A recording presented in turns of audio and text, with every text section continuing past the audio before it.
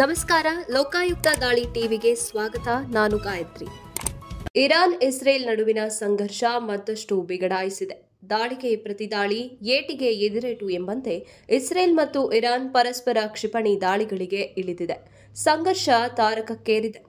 ಇರಾನ್ನ ಕ್ಷಿಪಣಿ ದಾಳಿಗೆ ಪ್ರತ್ಯುತ್ತರವಾಗಿ ಇಸ್ರೇಲ್ ಇರಾನ್ ರಾಜಧಾನಿ ಟೆಹರಾನ್ನಲ್ಲಿ ಕ್ಷಿಪಣಿ ದಾಳಿಯನ್ನ ಭೀಕರಗೊಳಿಸಿದೆ.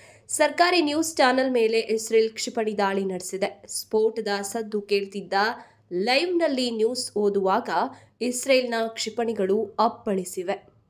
ಈ ಸಮಯದಲ್ಲಿ ಸುದ್ದಿ ಓದುತ್ತಿದ್ದ ನಿರೂಪಕಿ ಸಹಾರ್ ಇಮಾಮಿ ಜೀವ ಉಳಿಸಿಕೊಳ್ಳಲು ಓಡಾಡಿದ್ದಾರೆ. ಇಸ್ರೇಲ್ ದಾಳಿಗೆ ಇರಾನ್ನ ಸರ್ಕಾರಿ ಟಿವಿ ಮಾಧ್ಯಮದ ಕಟ್ಟಡಕ್ಕೆ ಹಾನಿಯಾಗಿದೆ. ಈ ದಾಳಿಯಲ್ಲಿ 11 ಜನ ಮೃತಪಟ್ಟಿರುವ ವರದಿಯಾಗಿದ್ದು, ತಾತ್ಕಾಲಿಕವಾಗಿ ಟಿವಿ ಚಾನೆಲ್ ಪ್ರಸಾರ ಸ್ಥಗಿತಗೊಳಿಸಲಾಗಿದೆ. صدای متجاوز به خاک وطن، صدای متجاوز به صدای حق و حقیقت است. آنچه که ملاحظه کردید، صدایی که شنیدید، فضای غبارآلود استادیوم